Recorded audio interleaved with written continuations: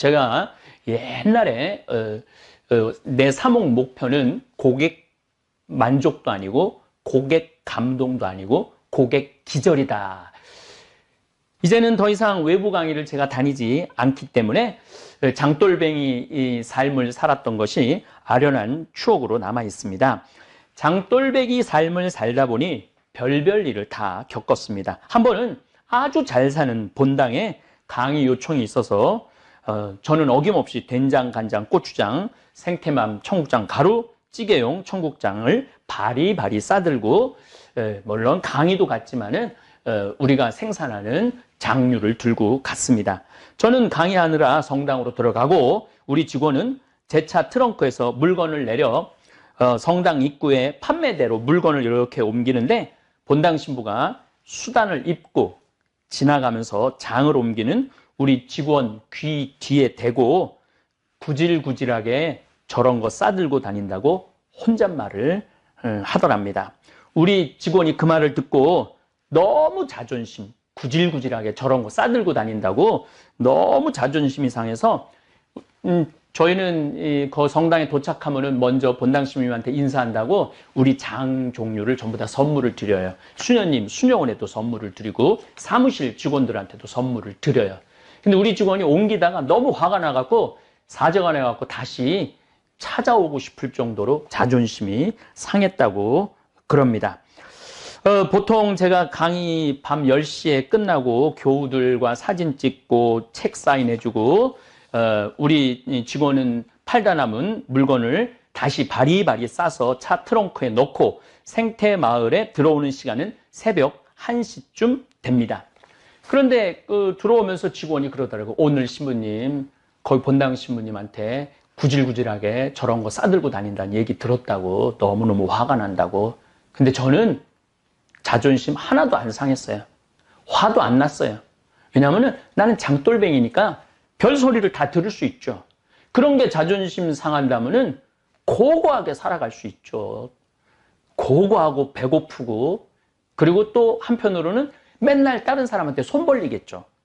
나 좀 환경운동하는데 도와달라고. 근데 저는 제가 지금 물론 저를 후원해주는 분 오늘도 누가 신학교치라고 1,000만 원 보냈더라고요. 그렇게 돈을 보내도 저희들은 거기다가 손을 절대 안 댑니다.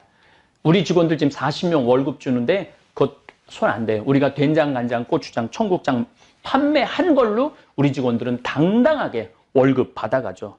구질구질하게 우리가 사는 게 아니고 당당하게 살아가고 있죠. 내 손으로 일을 하기 때문입니다. 노동은 신성한 것입니다.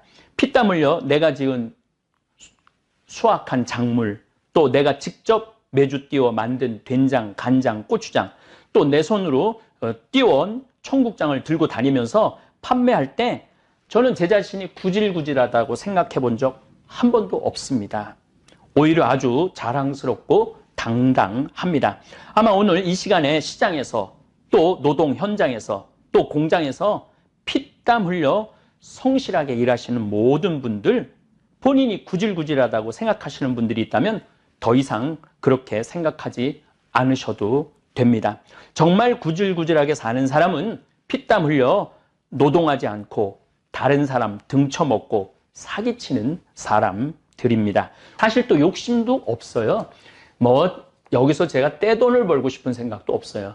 그저 우리 농민들 콩 수매해서 그거 건강하게 해서 우리 국민들한테 건강한 먹을거리 제공한다라는 그러한 당당함, 자신감이 있습니다. 그래서 그 구질구질하다는 그 말 제가 이렇게 들으면서 묵상을 참 많이 해요.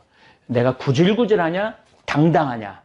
근데 자기가 하는 일에 소신을 갖고 산다면은 뭐 그런 얘기 별로 중요하지 않다고 생각을 합니다. 예, 제가 가장 좋아하는 텔레비전 프로그램은 나는 자연인이다입니다. 그걸 보고 있으면은 마음이 그렇게 편안해요. 자연인들 이렇게 이제 뉴스를 먼저 보죠. 그 정치인들 막 모습 보다가 자연인들 모습 딱 보면은 마음이 너무너무 편안해요. 그래서 저 역시 자연인으로 살고 있죠. 황창현 신부님의 행복 특강 지금 바로 시작하겠습니다. 영상이 마음에 드신다면 구독, 좋아요, 알림 설정 부탁드립니다. 마지막에 황창현 신부님이 직접 쓰신 글도 함께 들으시면 좋겠습니다. 찬민수님 반갑습니다. 어제 제가 한 강의 많은 분들이 조용히 죽인다. 중국 사람들은 바이러스에 걸리면은 조용히 죽인다라고 말을 했고, 일본 사람들은 조용히 죽길 바라는 거예요, 국민들이.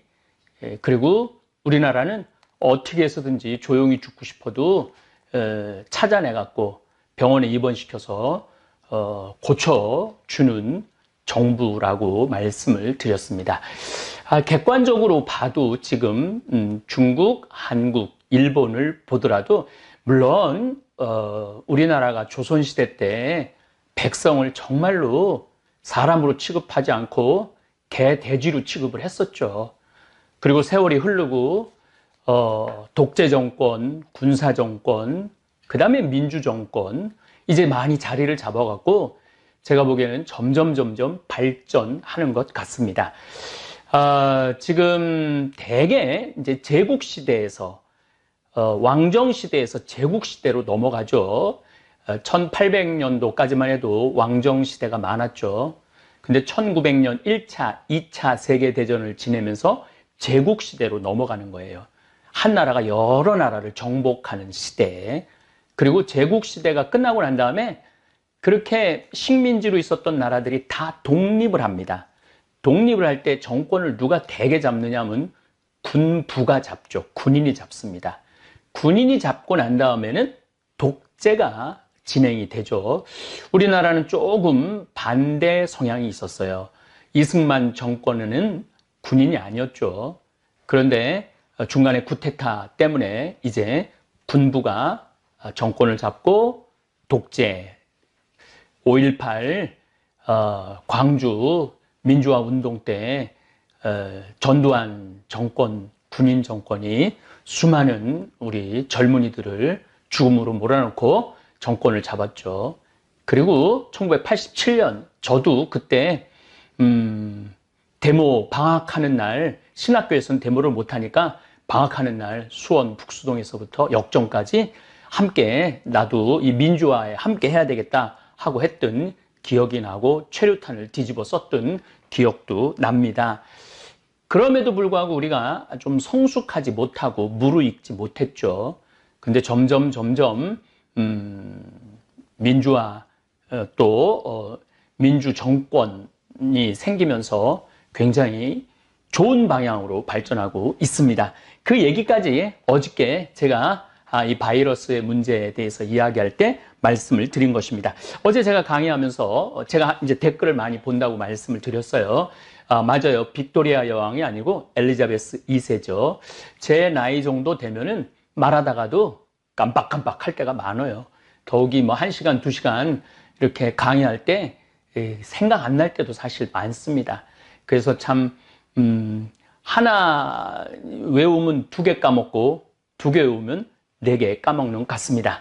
정정하겠습니다. 엘리자베스 2세 1926년에 태어났죠.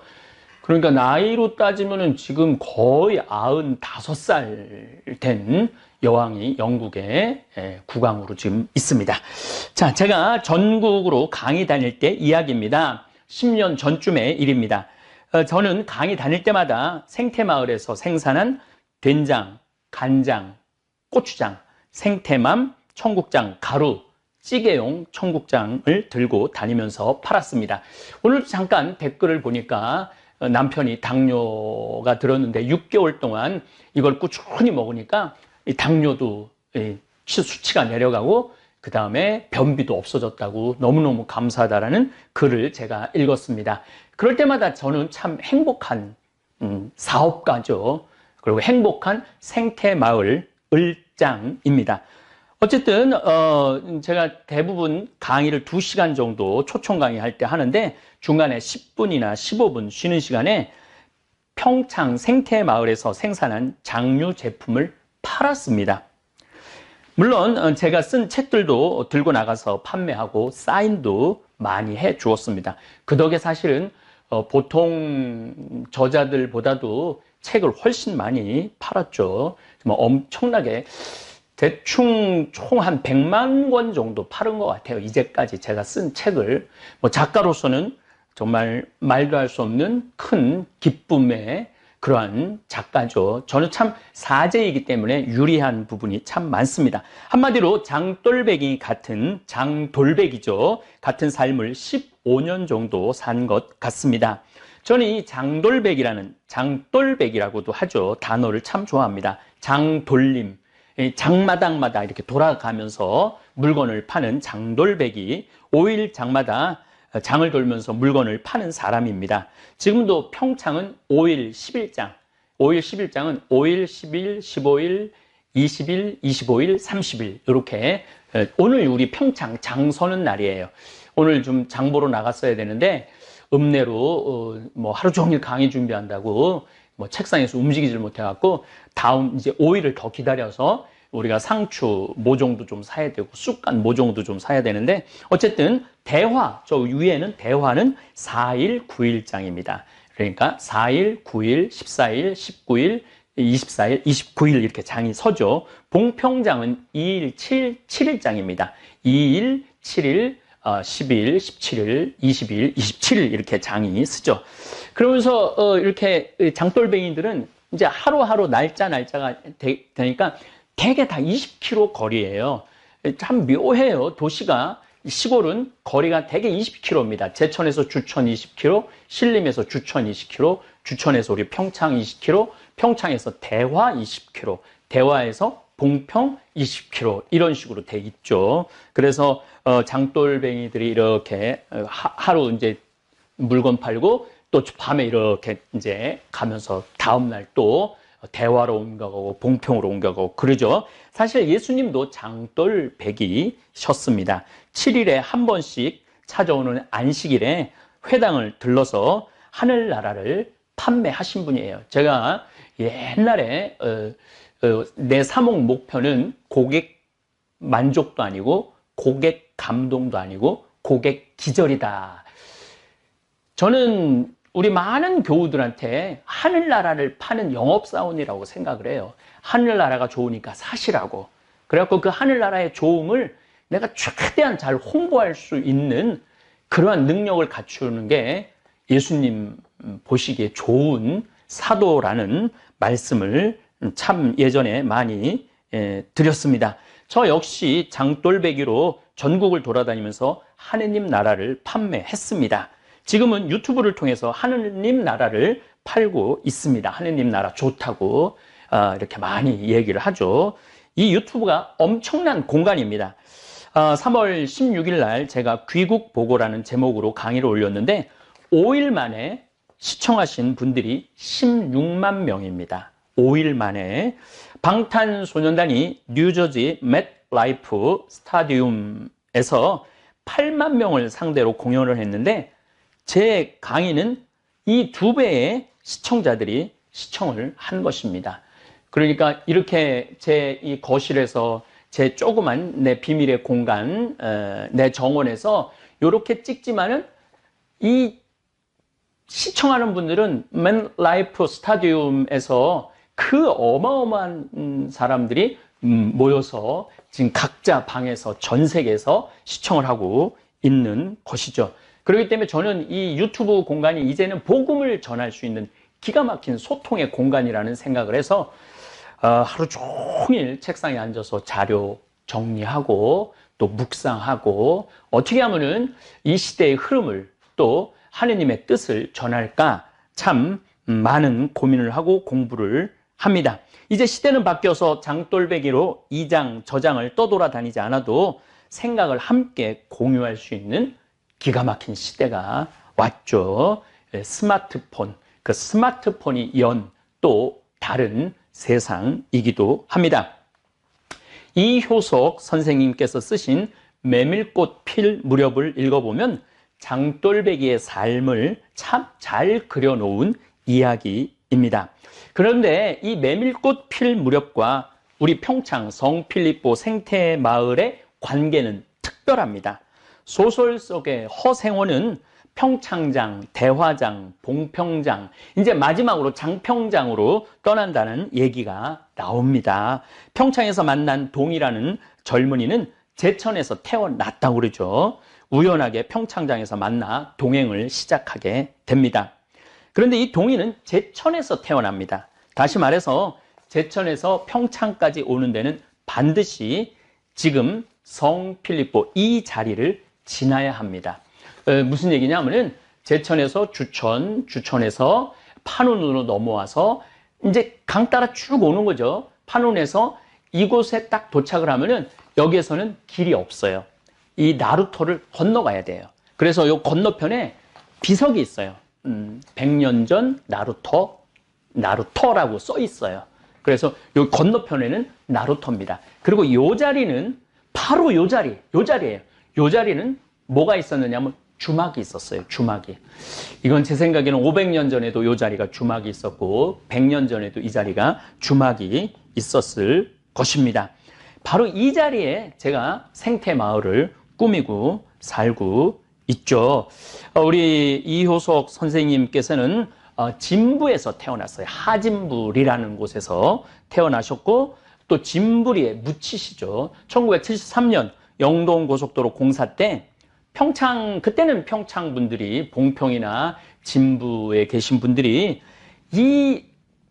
여기에 얘기를 했다고 그래요. 그 자손들이 우리 아버지 이제 영동고속도로 때문에 묘가 옮겨야 되니까 어떻게 여기서 할 수 없느냐고. 그때는 1973년도에는 문학가가 얼마나 위대한 사람인지 몰랐던 거예요. 그래갖고 봉평에다 모시지 못했죠. 파주 공원묘원으로 지금 가 계세요. 이효석 선생님. 묘는 거기 있습니다. 참 기가 막히죠. 우리가 봉평 메밀꽃 축제를 9월 달에 보통 하는데 한 100만 명 정도 모인다고 그래요. 100만 명 정도. 무슨 경제적인 효과의 문제가 아니라 사람들은 이 문학에 대한 그리움이 있어요. 만약에 이효석 선생님의 묘가 그 물레방아 옆에 있었다면 제가 보기에는 100만 명이 오는 게 아니라 300만 명, 500만 명이 올 겁니다. 그런데 그 문학가의 그 귀중함을, 그러니까 예술의 귀중함을 그때 시대 때는 몰랐던 것이죠. 어쨌든 평창초등학교를 6년을 이효석 선생님이 다니셨어요. 그렇기 때문에 이효석 선생님은 제천, 주천, 평창, 대화, 제가 이제 그 메밀꽃 필 무렵의 길을 말씀을 드리는 거예요. 대화, 그 다음에 그 유명한 봉평, 물레방앗간에서 하룻밤에 만난 그 여인과 사랑에 나누는 그러한 얘기죠. 그래서 이 자리가 이효석 선생님이 이 자리를 분명히 알고 우리 생태마을을 분명히 알고 계셨던 것이죠. 그래서 저는 그런 그 연계성을 갖고 있으면서 이곳은 많은 사람들이 쉬었다 갔던 장소예요. 그렇기 때문에 성필리포 생태마을 피정의 집, 온 세상을 떠돌아다니는 나그네들이 이곳에 와서 쉬고 가는 그런 기가 막힌 공간으로 재탄생했죠.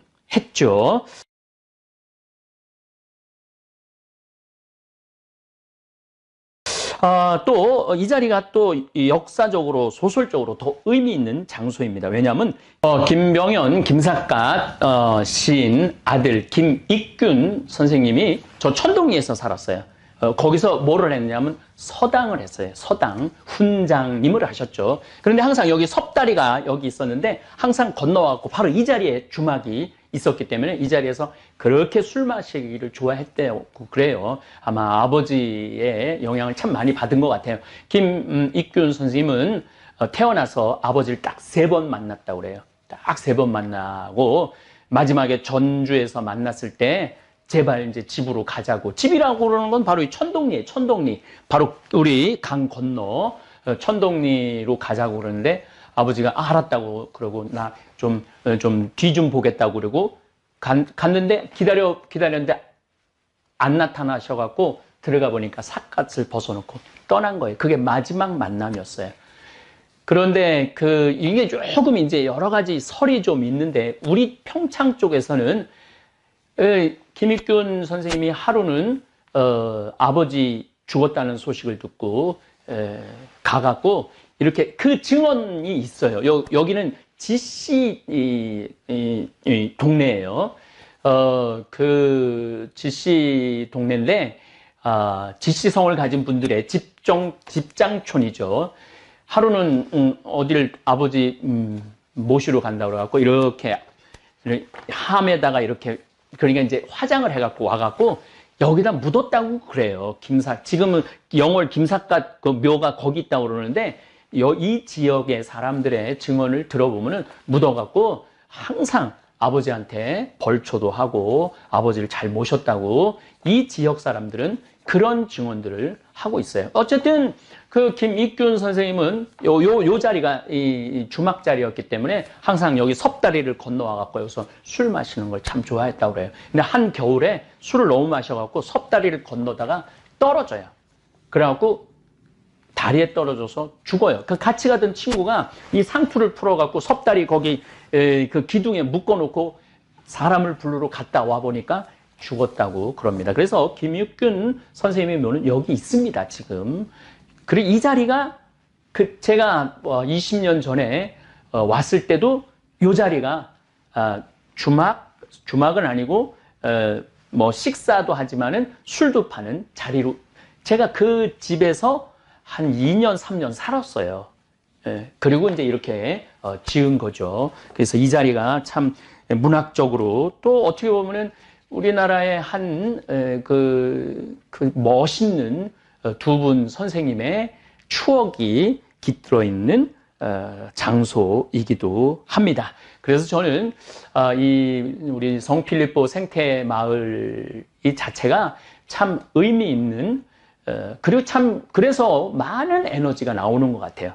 많은 일을 할 수 있고 정말 아프리카 잠비아의 1000만 평 우리 김종용 신부님이 이제 아마 오늘 내일 뭐 케냐에서 만약에 못 들어가면은 케냐에 우리 선교 센터가 있기 때문에 거기 좀 머무르다가 아마 잠비아로 들어가서 계속 일을 할 거라고 생각합니다.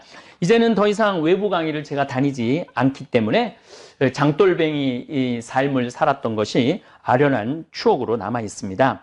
장돌뱅이 삶을 살다 보니 별별 일을 다 겪었습니다. 한 번은 아주 잘 사는 본당에 강의 요청이 있어서 저는 어김없이 된장, 간장, 고추장, 생태맘, 청국장, 가루, 찌개용 청국장을 바리바리 싸들고 물론 강의도 갔지만은 우리가 생산하는 장류를 들고 갔습니다. 저는 강의하느라 성당으로 들어가고 우리 직원은 제 차 트렁크에서 물건을 내려 성당 입구에 판매대로 물건을 이렇게 옮기는데 본당 신부가 수단을 입고 지나가면서 장을 옮기는 우리 직원 귀 뒤에 대고 구질구질하게 저런 거 싸들고 다닌다고 혼잣말을 하더랍니다. 우리 직원이 그 말을 듣고 너무 자존심, 구질구질하게 저런 거 싸들고 다닌다고 너무 자존심이 상해서 저희는 그 성당에 도착하면은 먼저 본당 신부님한테 인사한다고 우리 장 종류를 전부 다 선물을 드려요. 수녀님, 수녀원에도 선물을 드리고 사무실 직원들한테도 선물을 드려요. 근데 우리 직원이 옮기다가 너무 화가 나갖고 사정을 해갖고 다시 찾아오고 싶을 정도로 자존심이 상했다고 그럽니다. 보통 제가 강의 밤 10시에 끝나고 교우들과 사진 찍고 책 사인해주고 우리 직원은 팔다 남은 물건을 다시 바리바리 싸서 차 트렁크에 넣고 생태마을에 들어오는 시간은 새벽 1시쯤 됩니다. 그런데 들어오면서 직원이 그러더라고요. 오늘 신부님, 거기 본당 신부님한테 구질구질하게 저런 거 싸들고 다닌다는 얘기 들었다고 너무너무 화가 난다고. 근데 저는 자존심 하나도 안 상했어요. 화도 안 났어요. 왜냐하면 나는 장돌뱅이니까 별소리를 다 들을 수 있죠. 그런 게 자존심 상한다면은 고고하게 살아갈 수 있죠. 고고하고 배고프고 그리고 또 한편으로는 맨날 다른 사람한테 손 벌리겠죠. 나 좀 환경운동하는데 도와달라고. 근데 저는 제가 지금 물론 저를 후원해주는 분 오늘도 누가 신학교 지라고 1000만 원 보냈더라고요. 그렇게 돈을 보내도 저희들은 거기다가 손을 절대 안 댑니다. 우리 직원들 지금 40명 월급 주는데 그것 손 안 돼요. 우리가 된장, 간장, 고추장, 청국장 판매한 걸로 우리 직원들은 당당하게 월급 받아가죠. 구질구질하게 우리가 사는 게 아니고 당당하게 살아가고 있죠. 내 손으로 일을 하기 때문입니다. 노동은 신성한 것입니다. 피땀 흘려 내가 지은 수확한 작물, 또 내가 직접 매주 띄워 만든 된장, 간장, 고추장, 또 내 손으로 띄워온 청국장을 들고 다니면서 판매할 때 저는 제 자신이 구질구질하다고 생각해 본 적 한 번도 없습니다. 오히려 아주 자랑스럽고 당당합니다. 아마 오늘 이 시간에 시장에서 또 노동 현장에서 또 공장에서 피땀 흘려 성실하게 일하시는 모든 분들, 본인이 구질구질하다고 생각하시는 분들이 있다면 더 이상 그렇게 생각하지 않으셔도 됩니다. 정말 구질구질하게 사는 사람은 피땀 흘려 노동하지 않고 다른 사람 등쳐먹고 사기치는 사람들입니다. 우리 직원들은 손가락에 부을 정도로 열심히 일을 합니다. 그리고 정말로 어깨가 아프고 그럴 정도로 매일매일 하느님 보시기에 참 좋은 모습으로 열심히 일하고 또 거기에 합당하다고 이야기하기는 제가 함부로 그렇게 말씀드릴 자신은 없지만은 제가 CEO 4제이기도 하지만은 생태마을 운영하는 을장 CEO로서 해줄 수 있는 한 최대한 해주려고 저는 노력을 합니다. 그래서 우리 기본급이 아마 정부에서 지정한 기본급이 한 180만 원 정도 되는데 우리는 초봉이 거기에 한 50만 원 더 높아요. 그래서 최대한 잘해주고 싶고 긍지, 자긍심 가지라고 항상 제가 말씀을 우리 직원들한테 이야기를 하죠. 절대 내가 된장, 간장, 고추장 들고 다니는 거 구질구질한 거 아니에요. 만약에 마음에 안 들면 안 사면 되는 거고 또 뭐 가끔은 아예 못 갖고 오게 할 때도 있어요. 그야말로 허탕 칠 때가 있죠. 그럴 때는 저는 또 강의 또 뭐 즐겁게 하고 그렇게 이렇게 세월 흘러서 20년의 시간이 지났습니다. 요즘 바이러스 때문에 많은 중소업자들 또 소상인들 참 힘들어 하죠. 정말 왜냐하면 제가 남들이 보기에 구질구질하게 그런 거 들고 다니면서 저는 뭐 당당하게 했지만은 그렇게 하루하루 싸가는 거죠. 실력도 싸가고 신뢰도 싸가고 유통 시스템도 싸가고 그렇게 이렇게 시간을 지금까지 와서 우리 생태마을은 사실은 지금 2달을 전혀 문을 닫고 피정 손님 이효석 선생님도 여기를 길을 아시고 소설의 한 장소로 이야기를 했고 김삿갓 김병현 아들 김익균 선생도 이곳에 와갖고 막걸리 한 잔을 했던 이 자리에서 우리는 정말 행복한 시간을 보내고 있습니다. 사실 또 욕심도 없어요. 뭐 여기서 제가 떼돈을 벌고 싶은 생각도 없어요. 그저 우리 농민들 콩 수매해서 그거 건강하게 해서 우리 국민들한테 건강한 먹을거리 제공한다라는 그러한 당당함, 자신감이 있습니다. 그래서 그 구질구질하다는 그 말 제가 이렇게 들으면서 묵상을 참 많이 해요. 내가 구질구질하냐, 당당하냐. 근데 자기가 하는 일에 소신을 갖고 산다면은 뭐 그런 얘기 별로 중요하지 않다고 생각을 합니다. 사도 바울은 말합니다. 데살로니가 전서 4장 11절에 이렇게 말합니다. 우리가 여러분에게 지시하는 대로 조용히 살도록 힘쓰며 전 진짜 요즘 조용히 살고 있죠. 조용하지만 결코 조용하지도 않고 또 유튜브 때문에 자기 일에 전념하고 자기 손으로 제 일을 하십시오. 자기 손으로 제 일을 하라고 그러죠. 그러면 바깥 사람들에게 품위 있게 처신할 수 있습니다.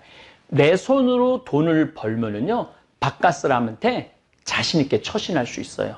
근데 내가 내 손으로 돈을 벌지 못하면은 사람이 비굴해져요. 비굴해지고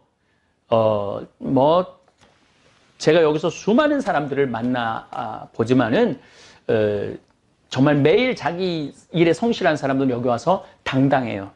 그런데 뭔가 좀 숟가락을 얹으려고 그러는 그런 분들이 있어요. 그런 분들은 좀 정말 좀 약간 좀 자신감이 없어 보이는 그런 면도 있습니다. 근데 사도 바울은 이거 너무 정확하게 알고 있죠. 자기 손으로 제 일을 하십시오. 그러면 바깥 사람들에게 품위 있게 처신할 수 있고 아무에게도 신세를 지는 일이 없을 것입니다. 맞아요. 제가 2000년에 여기 들어왔는데 우리가 먹을 거리를 만들어 놓지 않았다면 우리가 살 거리를 준비해 놓지 않았다면 지금 아마 굉장히 비굴한 상태로 있었을 거예요. 그런데 누가 뭐라 그래도 정말 무소의 뿔처럼 뚜벅뚜벅 이렇게 걸어왔기 때문에 지금도 참 이런 어려운 상황 속에서도 우리 모든 직원, 요즘 우리 직원들 신났어요. 왜 신났느냐 하면은 이 피정 식단은 늘 똑같죠. 그분들은 처음이지만 우리 직원들은 매일 그 피정 식단을 먹으니까 참 밥 먹는 게 참 힘들었는데 요즘은 피정객이 안 오니까 아주 뭐 주방에서 온갖 오늘은 뭐 짜글이 백종원 씨가 한 짜글이를 저녁에 했는데 저도 올라가서 먹었는데 아주 맛있더라고요. 전 뭐 조금 맛을 봤는데 참 맛있더라고요. 우리 직원들이 아주 요즘 식사 시간이 기대가 된다고 어떤 우리 직원은 그거 맨날 찍어서 자기 친구들한테 자랑한다고 그럽니다.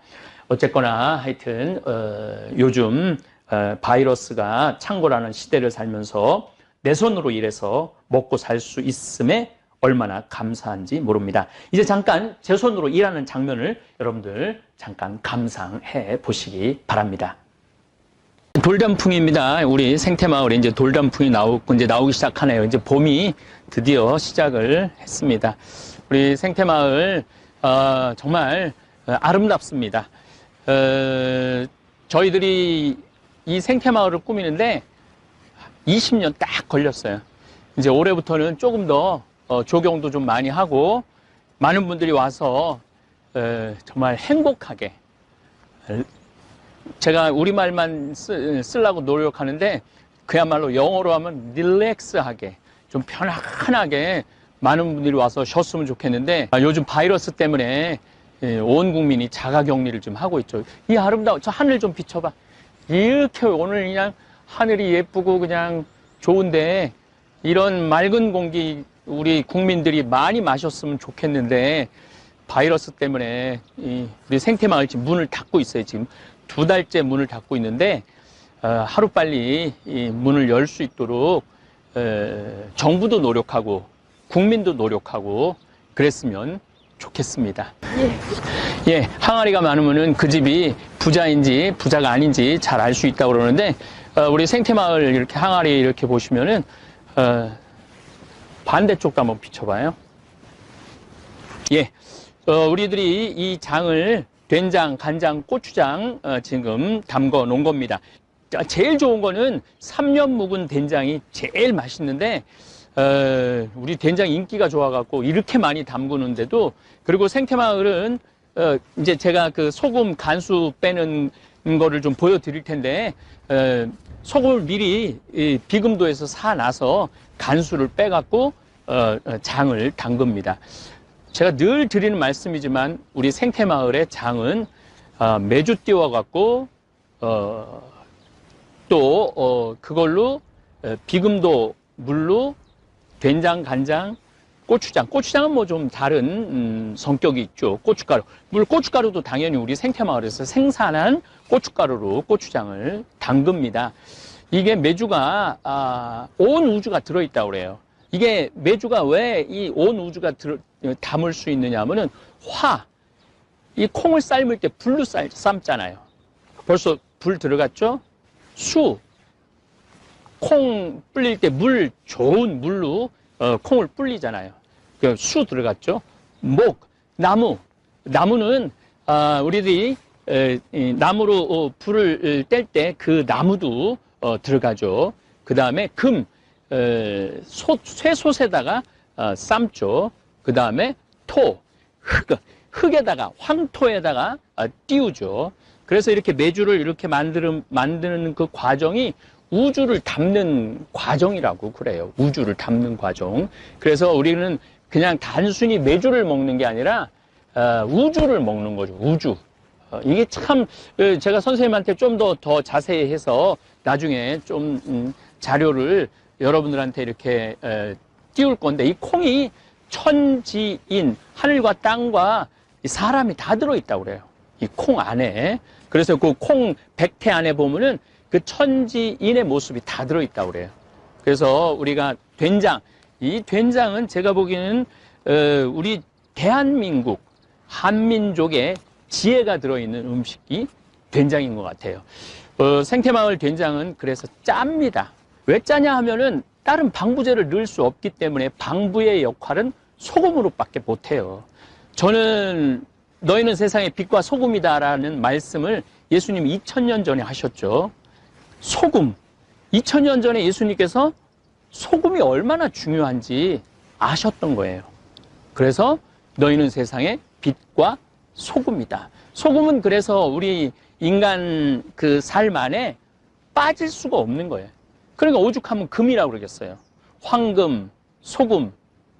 그리고 더 중요한 건 제가 말하죠. 금 중에 진짜 중요한 금은 지금이에요. 지금. 지금 행복하지 않으면은 내일도 행복할 수 없어요. 지금 우리가 지금 바이러스 때문에 고통을 겪고 있는데, 이런 일이 벌어질지 2020년 경자년 시작하면서 어떻게 알았어요? 아무도 몰랐죠. 이런 일이 벌어질지. 희망찬 2020년 그러고 시작했는데 이 전 세계가 지금 완전히 그냥 올 수독된 거 아니에요. 전 세계가. 그리고 서로 담을 쌓고 벽을 치고 스스로의 감옥에 갇혀서 살잖아요. 그래서 내일 일은 모르는 것 같아요. 내일 일은. 그래서 제가 가끔 내일 일은 난 몰라요. 그 노래를 가끔 부르는 이유 중에 하나가 내일 일은 몰라요. 그래서 지금, 그리고 지금 소금. 이 소금이 굉장히 중요한 역할을 합니다. 이제 오늘 3월 20일인데 아주 봄볕이, 어제는 막 태풍 같은 바람이 불더니 지금 봄볕이 들어서 우리 생태마을에 지금부터 이제 장 익는 냄새가 나기 시작해요. 그럼 참 구수해요. 장 익는 냄새가 너무너무 좋은 것 같아요. 제가 간장차 얘기도 하죠. 제가 보기에는 지금 바이러스 때문에 많은 사람들이 힘들어하는데 면역력 키우는 게 참 중요한 것 같아요. 면역력. 물론 면역력 키운다고 다 바이러스에 안 걸리는 건 아니지만은 어느 정도 우리가 면역력을 가지려면은 이 장류를 먹어야 돼요. 우리 된장은 재래식이라고 지금 계속 말씀드리죠. 그렇기 때문에 짜요. 짜기 때문에 도시에서 그 누런 된장, 그런 된장하고 맛은 달라요. 조금만 넣어서 그냥 끓이시면은 된장국이든 된장찌개든, 된장찌개도 조금만 넣어서 끓이시면 돼. 많이 필요 없어요. 워낙 이 안에 좋은 균들이 아주 집합되어 있기 때문에. 저희들이 지금 여러분들한테 된장을 한번 보여드리도록 하겠습니다. 한번 팀장님 한번 열어보세요. 네, 이렇게 우리들이 지금 항아리에다가 이렇게 보자기를 이렇게 했는데, 옛날에는 광목을 썼는데 광목을 써다 보니까 자꾸 곰팡이가 생겨요. 그래서 우리 직원들이 항아리를 이렇게 할 때 정말 나도 처음 봤네. 이렇게 예쁘게 그냥 이렇게 하는 줄. 정말 정성스럽고 정말 정성스럽고 예쁘게. 이걸 뭐라 그러지? 이런 거를 보자기라고 그러나? 보자기. 보자기. 이 보자기로 이렇게 예쁘게 매듭을 쳐서 벌레도 안 들어가게 하고 먼지도 안 들어가게 하고, 정말 먼지가 이렇게 위에 이렇게 있네. 못 들어가게. 이제 보통 우리가 한참 이거 익을 때 이게 뚜껑을 열어두잖아요. 네. 예, 한참 익을 때는 뚜껑을 열어둬서 이 태양빛, 공기 이런 모든 것이 숙성이, 아까 제가 말씀을 드렸죠. 화, 수, 목, 금, 토가 다 들어있다고. 자, 장을 드디어 한번 개봉을 해 보겠습니다.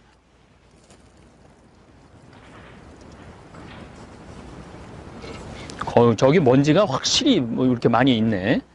예. 자. 진짜 냄새 좋으네. 여기 지금 태양으로 예, 저렇게 아주 냄새가 정말 구수한 냄새가 납니다. 요거를 우리가 저기 택배로 보낼 때 요건 싹 걷는 거죠? 네.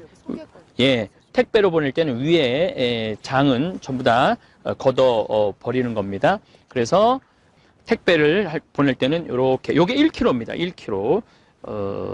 요렇게 포장을 예쁘게 해서 여러분들한테 보내드리는 겁니다. 요 정도면은 보통 일반 가정에서 얼마나 먹을까요? 저는 일주일에 된장찌개를 2번 내지 3번을 먹어요. 저 밥 해주는 분한테 그냥 해달라고 그래요.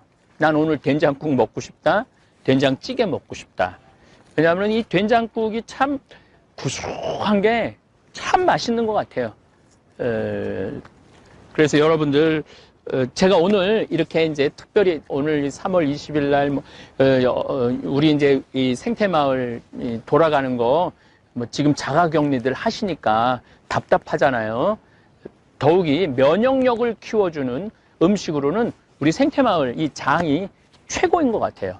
그래서 여러분들한테 특별히 이렇게 소개를 해드리고 함께 나누고 싶어갖고 또 우리 생태마을이 도대체 뭘 하는 데인지 잘 모르는 분들 너무너무 많아요. 자, 저게 황토집입니다. 저거 제가 지은 겁니다.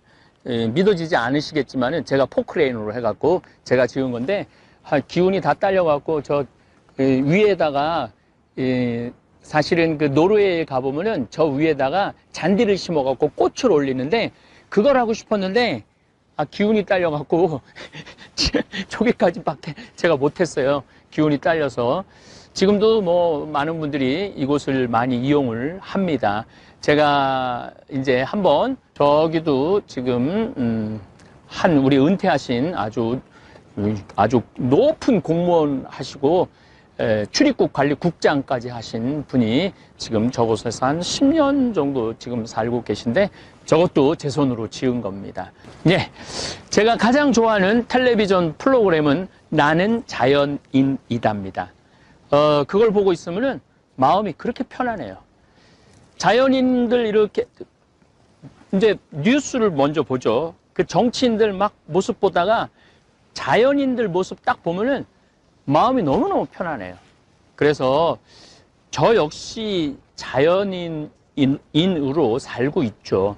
자연인으로 살고 있는데 제가 천주교 신부이기 때문에 천주교 사제이기 때문에 공적인 사람이기 때문에 그 혼자서의 유유자적을 누릴 수는 없죠. 또 물론 제가 혼자서 유유자적을 누린다면은 사제가 될 이유가 없죠.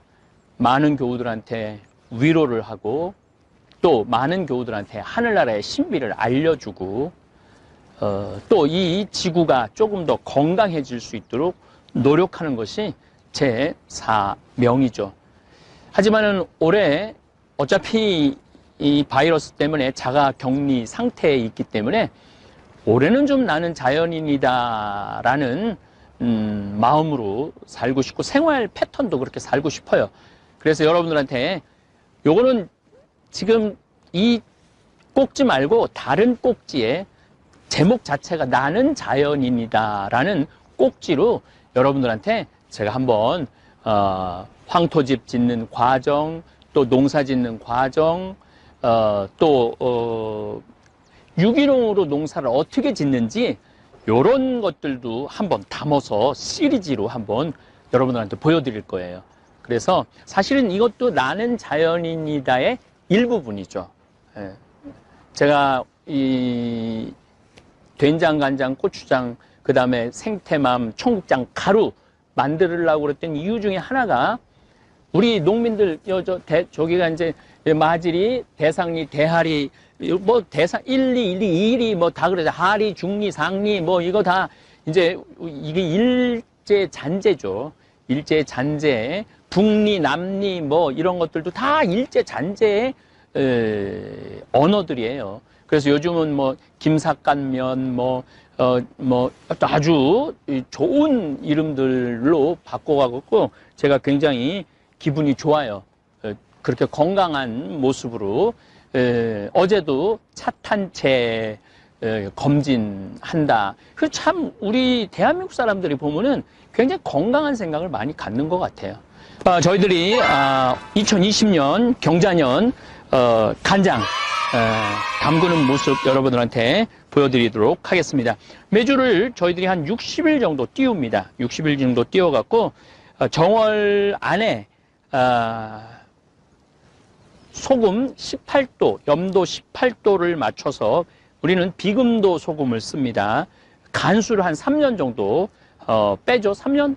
네, 3년 정도 간수를 제가 이제 나중에 이제 소금도 저희들이 한번 보여드리도록 하겠습니다.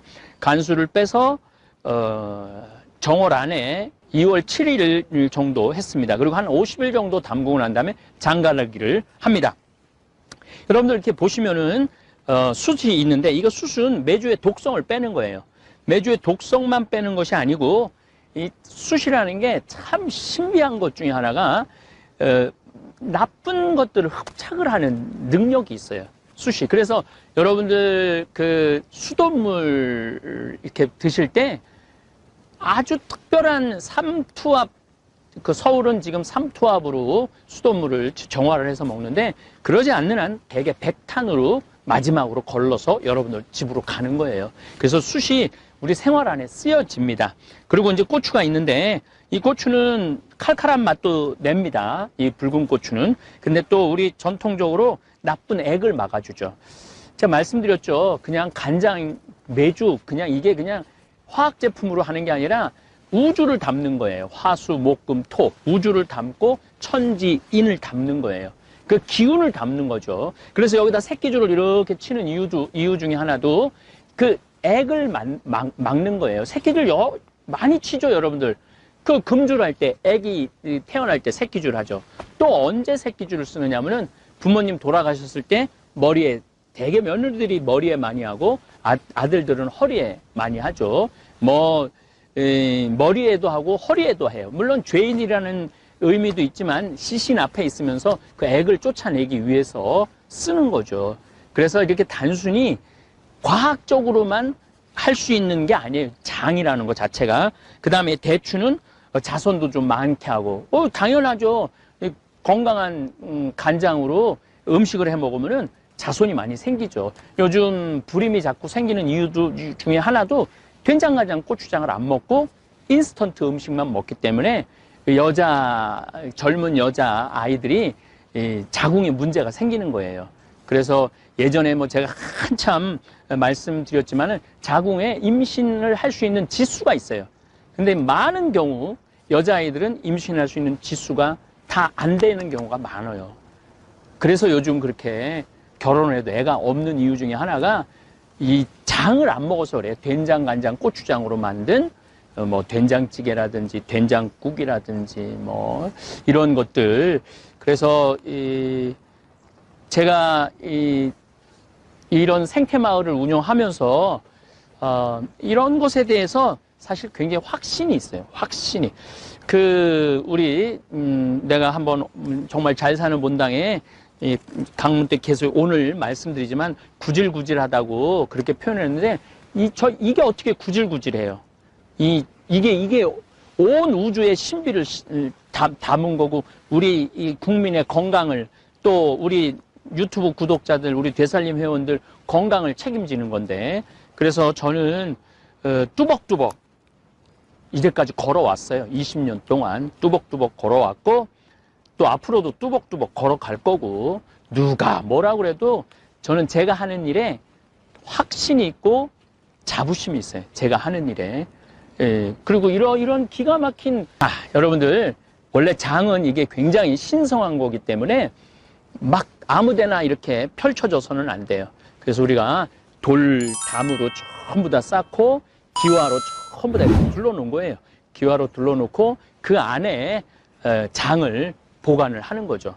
그래서 가장 결례가 뭐냐면은 남의 집 장독 열어보는 거. 그게 가장 큰 결례예요. 그 더욱이 남의 집 장독 열어보는 것도 결례지만 손가락으로 찍어 먹는 거, 이거는 뭐 말할 수 없는 결례죠. 왜냐하면은 그 장을 담그는 거는 그 장을 담그는 사람의 소양도 있는 거예요. 어떤 마음으로 이 장을 담그느냐, 또 이 장하고 그 집 며느리하고 이게 잘 맞아야지 장맛이 나는 거지, 이 맞지 않으면 또 장맛이 확 안 나는 경우도 참 많습니다. 한번 뭐 나는 뭐 이 장을 너무너무 좋아하는 사람이니까 한번 지금 이제 장가를 내면은 이제 보름 후에 이제 할 건데 제가 미리 조금 맛을 보도록 하겠습니다.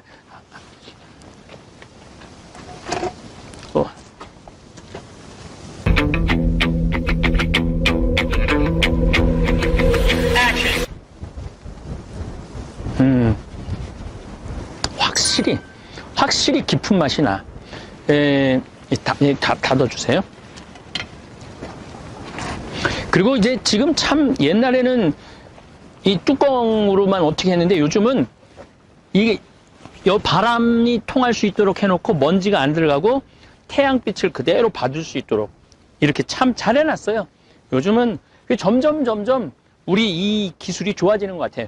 요즘 바이러스 때문에 많은 분들이 힘들어하고 이러는데 사실은 제가 하는 강의를 처음부터 끝까지 듣는 분들도 있지만 띄엄띄엄 듣는 분들도 계신데 간장차라는 게 그렇게 우리 면역력 향상에 좋다고 그러잖아요.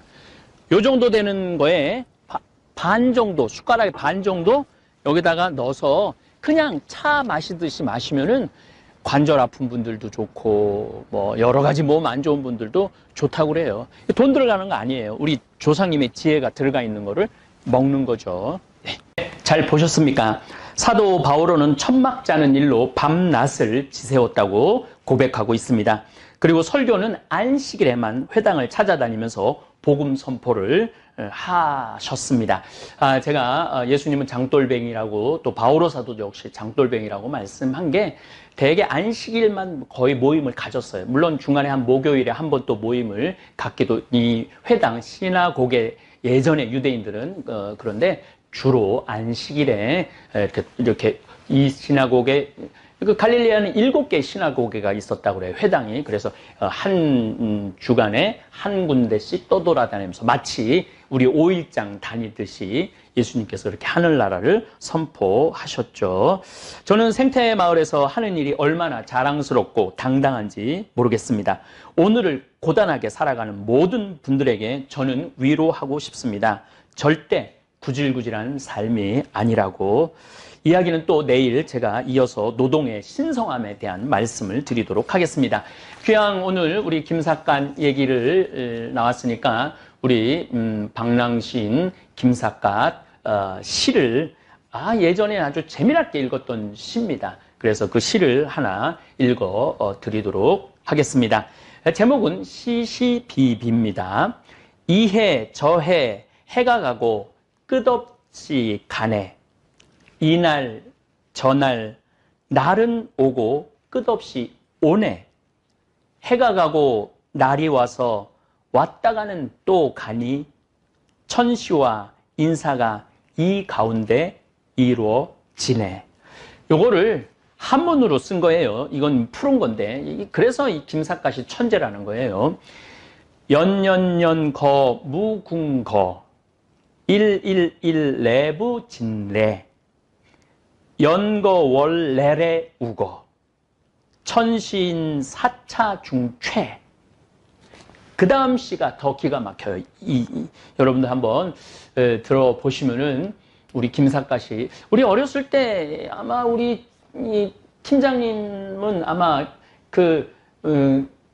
방랑신 김삿갓 그러면서 이렇게 했던 라디오 그런 거 아마 기억나실 거예요. 저도 아주 어렸을 때 너무너무 저 초등학교였으니까 뭐 무슨 뜻인지 몰랐지만은 그 목소리, 성우가 참 목소리가 좋았던 것 같아요. 그때, 요거 여러분들 읽어드리도록 하겠습니다. 요즘 유튜브에, 댓글을 보면은 네가 옳으니, 내가 옳으니 서로 의견이 분분하고 심지어는, 좀 폭력적인 언어까지 쓰는 분들도 있는데 우리 김삿갓 시인의 이 기가 막힌 내용을 좀 들어보고 조금 마음의 여유를 가지시라고 제가 이 시시비비라는 시를 마저 읽어드리도록 하겠습니다. 옳은 것 옳다 하고 그른 것 그르다 함이 꼭 옳진 않고 그른 것 옳다 하고 옳은 것 그르다 해도 옳지 않은 건 아닐세. 그른 것 옳다 하고 옳은 것 그르다 함. 이것이 그른 것은 아니고 옳은 것 옳다 하고 그른 것 그르다 함. 이것이 시비일세. 이거를 한문시로 바꾸면은 이렇습니다. 시시 비비비 시시 시 비비 시 비비 시 시 비비 시시 비비 시시 비비 시시 비. 감사합니다. 신부님이 직접 쓰신 글을 읽어드리겠습니다. 고령화 사회에서 행복 찾기. 신부님하고 살고 싶어요. 텔레비전을 통해 제 강의를 보고 들은 할머니들은 제가 참 착한 사람이라고 생각하시는 것 같습니다. 아들은 나를 구박해도 언제나 환하게 웃으면서 강의하는 황 신부님만은 나를 받아줄 거야. 아마도 그런 생각들을 하시나 봅니다. 할머니들의 하소연 전화도 많이 오고 구구절절 억울한 사연을 편지로 써보내는 할아버지도 있습니다. 내용을 들어보면 기구하지 않은 사연이 없고 너무 기가 막혀 말문이 막히는 내용도 많습니다. 자식들한테 재산을 몽땅 나눠줬는데 모른 척한다거나 박사학위 받고 교수를 하도록 공부시켰는데 자식 얼굴 보기도 힘들다는 분도 있고 젊어서부터 이래저래 사업자금을 대줘서 회사도 크게 하는 자식인데 어느 날부터 부모, 형제하고 담을 쌓고 살고 있다는 하소연도 있습니다.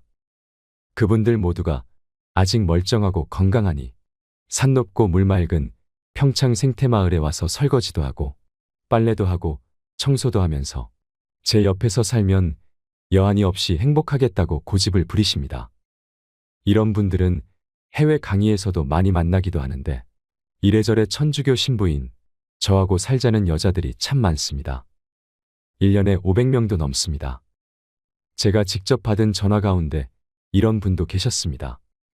85세 된 할머니인데 어느 날 60대 아들이 그러더랍니다. 어머니는 어차피 내가 모셔야 하고 어머니도 나랑 살고 싶어 하지 않느냐. 자기한테 5천만 원이 있고 어머니는 3억 원이 있으니 그 돈을 자기한테 주면 아파트 분양을 받아서 잘 모시고 살겠다 이러더랍니다. 할머니는 아들 말이 그럴싸하다고 여겨서 함께 살기 시작했습니다. 그러던 어느 날 할머니에게 돈이 좀 필요한 일이 생겼답니다. 그래서 아들한테 500만 원만 달라고 했는데 이때부터 어머니와 말을 하지 않더랍니다. 한 집에 사는데 얼굴을 봐도 대면대면 말조차 섞지를 않으니 남도 아닌 자식에게 무시를 당하는 할머니 심정이 오죽했겠습니까? 이 할머니가 저한테 전화를 했습니다. 생태마을에 빈방 하나 달라시며 저하고 살고 싶다고 하셨습니다. 25살 건강한 처자가 같이 살자고 해도 빈방이 없어 거절하는 판인데 85살 된 할머니가 같이 살고 싶다고 하니 참 갑갑한 얘기입니다. 제가 할머니에게 말씀드렸습니다. 할머니, 여기는 피정하는 집이라 빈방이 따로 없습니다. 제가 할머니 같은 분들이 하도 많아 요양원이라도 할까 생각 중인데 그때까지 기다려주세요. 제가 거듭 정중하게 거절했더니 할머니가 이렇게 말씀하셨습니다. 강의할 때 보면 노인들 심정을 누구보다 잘 이해해 주는 것 같더니 아니 이럴 수 있어요? 정말 너무하시네요. 제가 진즉에 자식들한테 재산 나눠주지 말라고 그렇게 간곡히 말씀을 드렸는데 그 말은 하나도 안 듣고 지금 본인 처지만 생각하니 화가 나시는 겁니다. 제가 계속 죄송하다며 거절을 하자 할머니는 이렇게 말하고는 전화를 뚝 끊으셨습니다. 신부님도 우리 아들이랑 하나도 다를 게 없네. 여러분, 제대로 돈 쓰는 법을 알아야 합니다. 특히 노후의 자식에게 재산을 몽땅 주는 일은 없어야 합니다. 2015년 울산에서 일어난 일입니다. 112로 도움을 청하는 노인의 전화가 걸려왔는데 발음이 부정확해서 무슨 말을 하는지 도무지 알 수 없었다고 합니다. 경찰이 신고 장소를 추적해서 어느 작은 주택 안으로 들어가자 쓰레기가 잔뜩 쌓인 방 안에 다 죽어가는 몰골로 노인 한 분이 누워 있었습니다. 열흘 동안 두유 2개로 버텼다는 노인은 극심한 영양실조에 걸려 있었습니다. 고독사 직전까지 갔던 그 노인의 아내는 몇 년 전에 죽고 하나 있는 딸은 교통사고를 당해 식물인간 상태로 입원해 있어 사실상 일가 친척 하나 없이 방치되어 있었습니다. 그런데 더 놀라운 이야기가 있습니다. 지난 1년 동안 폐지를 수집하면서 근근히 연명해온 이 노인의 신상을 경찰이 조사해보니 그분 명의로 되어 있는 3층짜리 빌딩이 나오더랍니다. 월세도 한 달에 165만 원씩 통장으로 따박따박 들어오는 건물이었습니다. 죽은 아내가 오래전에 노후 대책으로 장만한 건물인데 노인은 통장에 수천만 원이 쌓여 있는데도 까맣게 모르고 그렇게 비참하게 살다가 죽기 직전까지 갔던 것입니다. 돈을 버는 법은 배웠지만 쓰는 법은 모르는 사람들이 많습니다. 개처럼 벌어서 정승같이 쓰라는 말이 있습니다. 하지만 요즘은 개처럼 벌어서 쌓아두기만 하고 제대로 쓰지 못하고 죽는 사람이 많습니다. 요즘 인터넷에 스주케라는 동호회가 있다고 합니다. 쓰다가 죽자라는 말입니다. 그러나 말이 그렇지 평생 악착같이 번 돈을 쓰다가 죽는 사람은 얼마 되지 않습니다. 어르신들 가운데 예전에 몰래 숨겨놓은 비상금을 어디 두었는지 까먹은 분들이 꽤 있을 겁니다. 그분들 집에서 장롱을 뒤지거나 침대 밑을 뒤지면 아마 꽤 많은 돈이 나올지도 모릅니다. 죽자 사자 모으기만 했을 뿐 쓰는 데는 벌벌 떨고 살아온 분들이니 그럴 수밖에 없습니다. 자식들 학비를 위해서는 몇백만 원씩 아낌없이 내주고 용돈으로 쓰라며 한 번에 몇십만 원씩 주었으면서도 정작 자기 자신을 위해서는 옷 한 벌도 아끼고 해서 여행 한 번 가는 것도 마다하신 분들입니다. 전국적으로 폐지를 줍고 다니시는 할머니나 할아버지들 뒤를 캐보면 많은 경우 자식들에게 있는 재산 다 털어주고 자신은 거리에서 골판지나 신문지를 주워다 팔아 밑바닥 생활을 하고 있는 경우가 많습니다. 죽어라 모은 돈 한 번 멋지게 써본 적 없는 노인들이 자식에게 유언이라며 남기는 말이 무엇인지 아십니까? 너는 나처럼 살지 마라입니다. 그렇다면 어떻게 살아야 할까요? 어떻게 살아야 부모처럼 살지 않는 것일까요? 자식한테 재산 물려줄 생각하지 마세요. 여러분들이 만약에 70살에 다 살았다고 생각하고 자식들한테 재산을 물려주는 순간 여러분들은 자식도 잃어버리고 재산도 잃어버리고 인생도 잃어버리는 것입니다. 여러분들 70살에 자식들한테 재산 주면 자식이 계속 찾아오고 용돈 주고 하지 않습니다. 찾아올까요? 안 찾아올까요?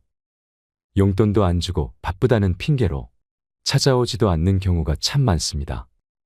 곧 이른 데는 60대의 99%가 후회하는 것들에 대해 말씀드리겠습니다.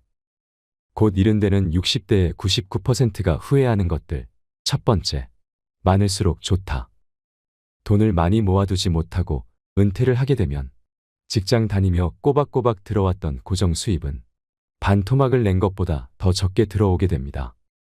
하지만 역설적으로 나이 들면 덩어리 돈이 쑥쑥 빠져나갈 일들만 남아 있습니다. 자녀 결혼 비용이 그렇고 슬슬 고장 나기 시작한 몸의 치료비가 그렇습니다. 나이 들어 돈이 없으면 초라해지고 서글퍼지고 대우도 못 받는 세상입니다. 욜로도 좋고 소확행도 좋지만 젊어서는 아끼고 살면서 은퇴 이후를 준비하는 것이 바람직하지요. 요즘은 많은 사람들이 돈이 열심히 일하게 만드는 시스템.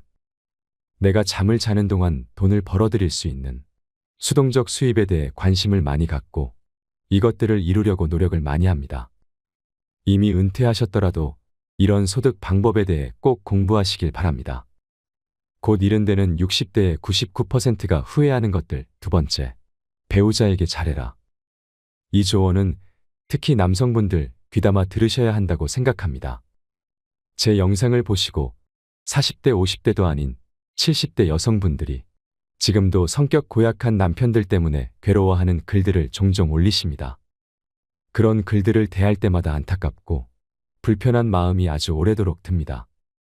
이 세상에서 제일 소중한 사람은 배우자입니다. 인생 후반전에선 더욱더 그렇죠. 왜냐하면 자신보다 자신을 더 믿어주는 사람이 이 세상에서는 배우자밖에 없기 때문입니다. 그걸 깨닫지 못하고 여전히 권위주의적이고 퉁명스럽고 무뚝뚝하고 배우자 무시하는 덜 떨어진 인생은 가볍기 그지없습니다. 남들도 다 그렇게 사는 거 아니냐고요. 천만의 말씀, 만만의 말씀입니다. 배우자의 소중함을 깨닫고 감사하며 나이 들어서도 여전히 친구처럼 연인처럼 알콩달콩 사는 사람들이 많이 있습니다. 배우자에게 잘하면 자신은 더 대우받고 떠받들어지며 살게 됩니다. 그래서 배우자를 소중하게 여기며 사는 것은 결국 자신을 위하는 길이기도 하죠. 더 늦기 전에 배우자의 웃음소리로 가득한 가정을 만들어 보시기 바랍니다. 곧 이른 데는 60대의 99%가 후회하는 것들. 세 번째, 노년을 함께할 친구를 만나라. 친구 없는 인생은 상상할 수도 없습니다. 배우자 다음으로 인생의 소중한 자산은 친구라 할 수 있겠습니다. 나이를 떠나 취미를 함께 나눌 수 있는 친구를 만들어야 합니다.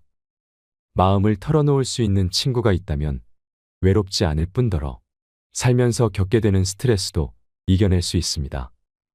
제 생각으로는 가장 좋은 것이 배우자를 제일 친한 친구로 만드는 거라고 생각합니다. 무슨 말을 털어놔도 집 밖으로 새어나갈 일이 없고 자신의 좋은 점과 나쁜 점, 모든 것을 알고 있으니 공감도 이해도 쉽게 이루어지거든요.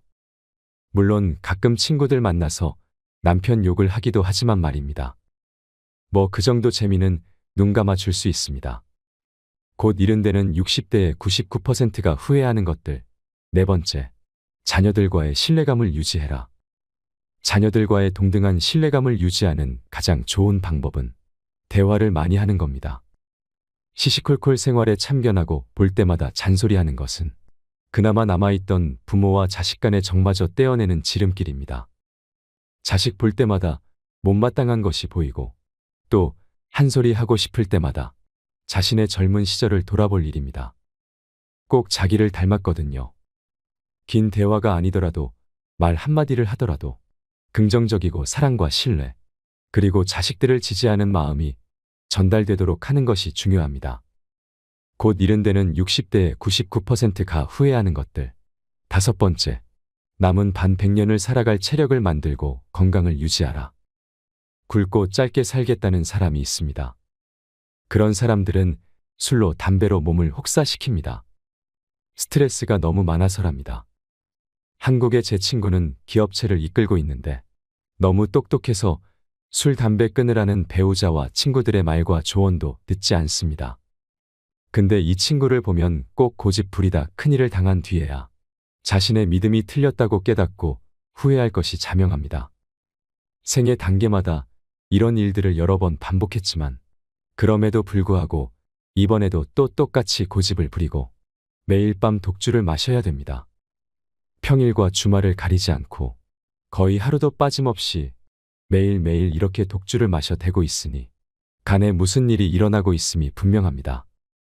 눈에 보이질 않으니 무슨 깊은 철학적 깨달음이라도 있는 척하며 술을 마시지만 중독에서 벗어나지 못하는 것뿐입니다.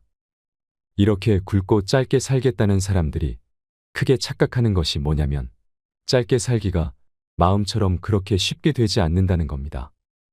멀쩡히 살다가 어느 날 갑자기 하루아침에 세상 하직하는 것은 좀처럼 일어나기 힘든 현실입니다. 그렇다면 현실은 뭘까요? 만성병에 걸려서 죽는 그날까지 오랜 세월 동안 고통은 고통대로 다 받고 가족들은 그 병수발하느라 진저리를 치게 되는 것입니다.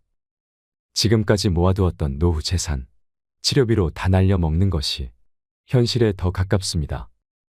이렇게 사는 인생은 무슨 일을 도모할 수 있을 리도 만무합니다. 그러니 굵게 살지도 못하고 짧게 살지도 못하는 겁니다. 은퇴하면 열심히 운동해야지 하는 분들이 계신데 그러지 마시고 지금 당장 오늘부터 열심히 운동해서 남은 반백년을 살아갈 근육도 미리 붙여놓고 체력도 만들어 놓으실 바랍니다. 그래야 은퇴 후에도 계속 운동을 할 수 있습니다. 곧 이른 데는 60대의 99%가 후회하는 것들. 6번째, 배움을 멈추지 마라. 마음과 머리에 새로운 것을 채워 넣지 않으면 하는 말은 고리타분해지고 생각은 편협해지기 마련입니다. 그러다 보면 어느새 불평불만을 늘어놓는 인생을 살게 될 게 뻔하죠. 배움으로 이끄는 호기심을 간직하며 사는 게 중요합니다.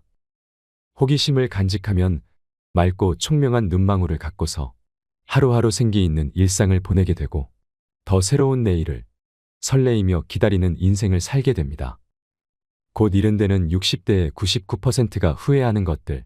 7번째, 평생 즐길 수 있는 취미를 만들어라. 은퇴해서 취미를 즐기며 살기 위해서는 은퇴 전부터 취미 생활을 시작해서 그것을 즐길 수 있는 정도의 수준으로까지 올려놓는 것이 중요합니다. 세상 무엇을 배우든 제일 힘든 것이 그 기초 과정이죠. 모든 것이 생소하고 몸은 따라주지 않으니 즐기려고 시작했는데 역설적이게도 그것 때문에 고통스럽기까지 합니다. 그 고비를 참아내지 못하고 그만두는 사람이 대다수입니다. 10대 시절 해보고 싶었던 것을 취미로 삼아 평생 즐길 수 있도록 미리미리부터 배워야 할 일이겠습니다. 곧 이른 데는 60대의 99%가 후회하는 것들. 8번째, 글쓰는 습관을 가져라. 글쓰기는 공감 능력을 향상시키고 상처를 치유해주고 상상력을 키워주며 생각을 정리해주기 때문에 나이 들어서도 더없이 필요한 활동입니다. 더욱이 나이 들어서 글쓰기를 해야 하는 이유는 성찰을 할 수 있기 때문입니다. 남이 읽으면 어찌할까 싶어서, 글 재주가 없어서, 작가처럼 글을 쓸 수가 없어서 글을 쓴다는 것에 부담을 갖고 계신 분들이 많은데 그러실 필요 없습니다. 우리 나이의 글쓰기는 남에게 보여주는 목적이 아니라 작가와 독자가 오직 한 사람뿐인 자기 성찰을 위한 글쓰기이기 때문에 한 줄 쓰기부터 가벼운 마음으로 시작하면 됩니다. 글쓰기를 시작하면 그동안 무심하게 읽었던 남들이 써놓은 글들도 새롭게 보이고 좋은 표현들도 눈에 들어오기 시작합니다. 곧 이른 데는 60대의 99%가 후회하는 것들. 9번째, 마지막 도전 앞에서 주춤거리지 말아라. 그때 용기를 내서 할 걸 그랬어 하는 것들이 지금도 있지 않으세요? 더 이상 그런 후회를 마음에 담아두고 살면 안 됩니다. 돌연 앞에서 너무 많은 생각으로 마음처럼 잘 해낼 수 있을까 하는 염려로 주춤거릴 시간이 없습니다. 이제 시간도 있고 마음에 품었던 것을 배울 수 있는 돈도 있습니다. 이번에는 반드시 해보겠다는 의지만 있으면 되는 겁니다. 경험을 사는 것에는 돈을 아끼지 말라고 인생 선배들이 말을 합니다. 그러니까 도전하고 여행 다니는 것에 인색할 필요 하나도 없습니다. 곧 이른이 되는 60대의 99%가 절대 다수가 후회하는 것들도 사실 우리가 알고 있었던 내용과 크게 별반 다르지 않습니다. 그러니 남의 얘기라고, 남들이 후회한 얘기라고 흠칫하고 가볍게 여기지 마시고 나도 그런 후회를 할 수 있다는 것을 생각하시면서 뒤늦게 그런 일이 없도록 하나하나 실천해 가면서 사셨으면 좋겠습니다. 황창현 신부님의 영상이 어떠셨나요? 오늘도 황창현 신부님 덕분에 참 행복한 하루입니다. 오늘 영상을 보신 모든 분들이 노후를 지혜롭게 행복한 하루하루를 사시길 바라면서 오늘 영상 마치도록 하겠습니다. 이상으로 책틀맨이었습니다. 지혜를 쌓는 당신의 오늘이 아름답습니다.